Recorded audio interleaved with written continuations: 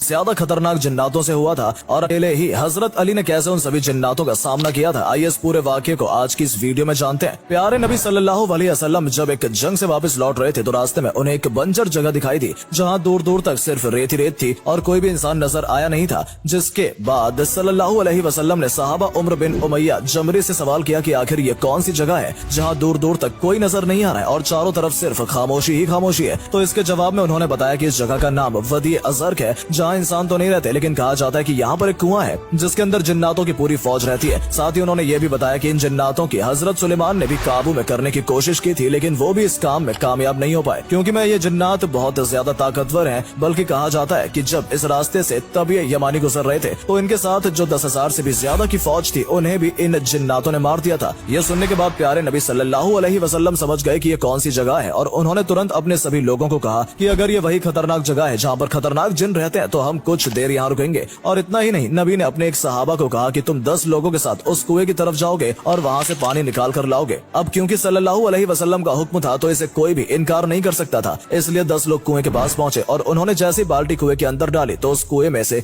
एक जिन बाहर निकला और उसने इतनी तेज से चिल्लाना और आवाज करना शुरू किया कि चारों तरफ आग लगनी शुरू हो गई और जमीन भी थरथराने लगी। ये देखने के बाद सभी सहाबा थोड़े सहमे थे और उनमें से एक सहाबा शहीद भी हो गए। इसके बाद जिब्राइल अलैहिस्सलाम नाजिल हुए और उन्होंने प्यारे नबी सल्लल्लाहु अलैहि वसल्लम से कहा कि उन जिन्नातों से मुकाबला कर पाना कोई आसान काम नहीं है, इसलिए आप अली इब्न तालिब को उस कुएं के पास भेजिए क्योंकि वही है जो इन खतरनाक जिन्नातों का मुकाबला कर सकते हैं। ये सुनने के बाद प्यारे नबी सल्लल्लाहु अलैहि वसल्लम ने हजरत अली को उस कुएं के पास भेजा और साथ ही अल्लाह से दुआ मांगनी शुरू कर दी कि अल्लाह जैसे तुमने हर बार हजरत अली को हर मुसीबत के वक्त में कामयाबी दी है इस बार भी उन्हें कामयाबी अता फरमाए। जब हजरत अली जैसे उस कुएं के पास पहुंचे तो फिर से वही जिन उस कुएं से बाहर निकला और तेज चिल्लाने लगा जिसकी वजह से एक बार फिर चारों तरफ आग लगनी शुरू हो गई और जमीन थरथराने लगी। लेकिन हजरत अली ये सब देखकर बिल्कुल भी नहीं डरे और उन्होंने जिनसे कहा कि मैं अली इब्न तालिब हूँ। यह सुनने के बाद जिन ने हजरत अली के ऊपर जोरदार हमला किया लेकिन हजरत अली बहादुर थे ही। इसके अलावा उनकी बहादुरी को और भी ज्यादा जो चीज बढ़ाती थी वो थी उनकी तलवार जिसे जुल्फिकार के नाम से जाना जाता है। जिन ने जैसे ही उनके ऊपर हमला किया हजरत अली ने अपनी तलवार से उस हमले का मुंह तोड़ जवाब दिया और जिन के 2 टुकड़े कर दिए। अब यह देखकर बाकी के सभी जिन बहुत ज्यादा गुस्से में आ गए और कुएं से आग के गोले निकालने शुरू कर दिए।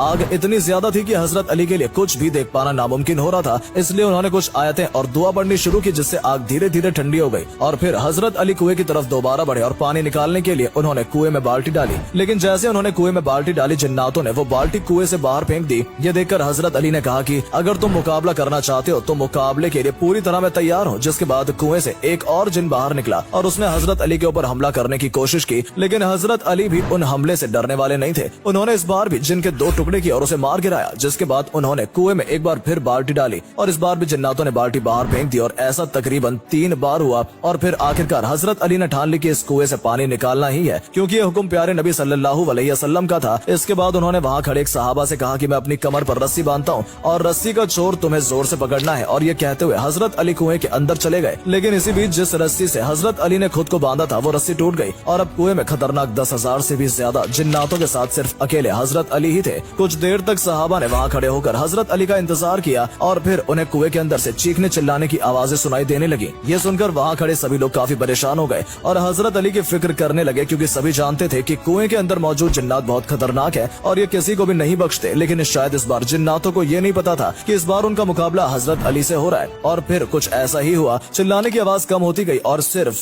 कुएं से एक आवाज गूंजने लगी कि या अली रहम करो और हमें बख्श दो। जिसके जवाब में हजरत अली कह रहे थे कि अगर तुम रहम चाहते हो तो कलमा पढ़ लो और इस्लाम कबूल कर लो। इसके बाद वहाँ मौजूद तकरीबन 10,000 से भी ज्यादा जिन्नातों का कत्ल अकेले हजरत अली ने कर दिया और जो बचे हुए जिन्नात थे उन्होंने इस्लाम कबूल कर लिया। इसके बाद कुएं में एक रस्सी डाली गई और उस रस्सी के जरिए हजरत अली ऊपर आए। दोस्तों, कुएं में मौजूद उन जिन्नातों में से एक जिन्नात जिसका नाम अर्गवान साहिब था उसे उन सभी जिन्नातों का सरदार बना दिया गया और उसका नाम बदलकर जाफर कर दिया गया। और अल्लाह की शान देखिए, जो जिन्नात पहले ईमान से भटका हुआ था वही जिन्नात जब इमाम हुसैन करबला में लड़ाई लड़ रहे थे तो उनकी मदद के लिए वहाँ गया था। दरअसल जब हजरत अली ने जाफर जिन्नात को कलमा पढ़ाकर मुसलमान बनाया था और वहाँ मौजूद सभी जिन्नात का सरदार बना दिया था तो वो इस बात से काफी खुश हुआ था। लेकिन तभी उसे खबर मिली कि करबला के मैदान में हजरत अली के प्यारे बेटे इमाम हुसैन को दुश्मनों ने चारों तरफ से घेर लिया है। और जैसे उसे ये खबर सुनी वो तुरंत करबला के लिए रवाना हो गया ताकि वो इमाम हुसैन की मदद कर सके। लेकिन जैसे वो करबला के मैदान में पहुंचा उसकी मुलाकात इमाम हुसैन से हुई तो उन्होंने जाफर जिनकी मदद लेने से साफ इनकार कर दिया और उन्होंने कहा कि मैं अपने करीबी लोगों को शहीद होते हुए देख चुका हूँ और मुझे ये समझ में आ गया कि मुझे अपने नाना सल्लल्लाहु अलैहि वसल्लम के दीन के लिए ये कुर्बानी देनी होगी। जिसके बाद जाफर जाफर जिन वहाँ से चला गया क्योंकि वो मदद तो करना चाहता था,